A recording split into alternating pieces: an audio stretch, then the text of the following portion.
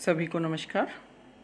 आज का हमारा टॉपिक है अतिशयोक्ति अलंकार। सबसे पहले तो अतिशयोक्ति शब्द का अर्थ समझिए।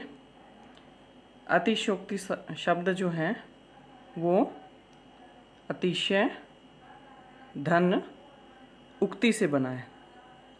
ठीक है, अतिशय धन उक्ति से बना है। अतिशय का अर्थ होता है अधिक, अत्यधिक, बहुत ज़्यादा।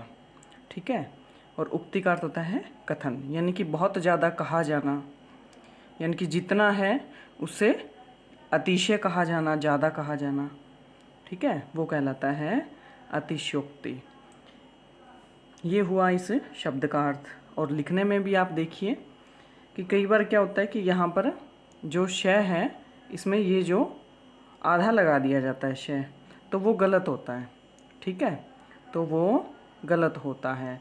अतिशय है वो इसी तरह से लिखा जाता है, अतिशयोक्ति भी इसी तरह से ही लिखा जाता है। तो अतिशयोक्ति का अर्थ क्या हुआ? बढ़ा चढ़ाकर कहना, अधिक कहना। ठीक है, अब अगर अलंकार के रूप में इसकी परिभाषा देखें तो देखिए कि जब किसी बात का वर्णन बहुत बढ़ा चढ़ाकर किया जाता है, बहुत बढ़ा चढ़ाकर किया जाता है, यानी कि किसी वस्तु का, किसी बात का, किसी प्रसंग का, किसी व्यक्ति का वर्णन किया जा रहा है और वो बहुत अधिक बढ़ा चढ़ाकर उसकी प्रशंसा की जाती है या उसके बारे में बहुत बढ़ा चढ़ाकर बात की जाती है, तो वहाँ क्या होता है? अतिशयोक्ति अलंकार है वो होता है।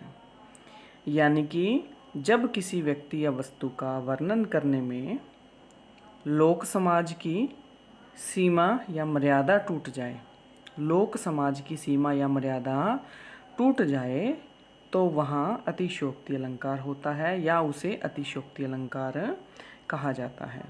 अब लोक समाज की सीमा टूटना मतलब इसको हम उदाहरण देख के अच्छे से समझ पाएंगे आप लोग।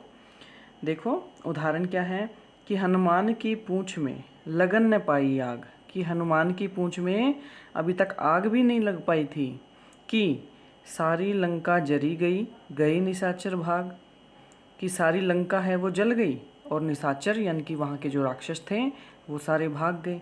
अब देखिए इसका अर्थ समझिए कि हनुमान की पूंछ में अभी तक आग ही नहीं लग पाई थी कि सारी लंका है वो जल के राख हो गई और जो निशाचर यानी कि जो राक्षस हैं वो भाग गए। अब बताइए जब तक पूंछ में आग नहीं लगी तो कैसे लंका जल सकती है और कैसे वहाँ के राक्षस हैं वो भाग सकते हैं? नहीं ना।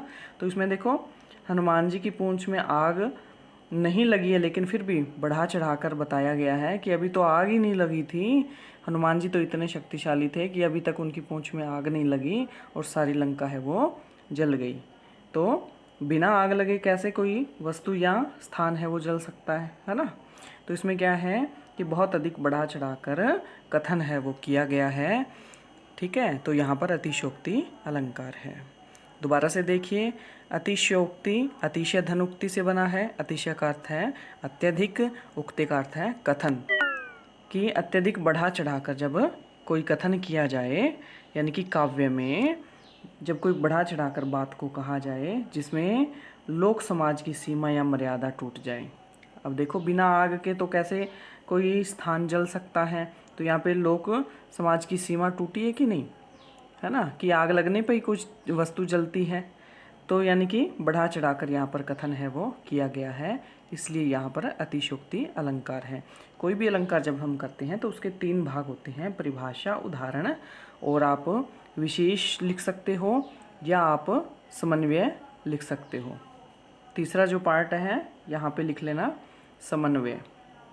समन्वय में क्या आता है कि आप उदाहरण के माध्यम से जो बात बता रहे हैं उसको स्पष्ट करना कि उपयुक्त उदाहरण में हनुमान की पूंछ में आग न लगने पर भी सारी लंका के जलने की बात कही गई है, सभी निशाचरों के भागने की बात कही गई है।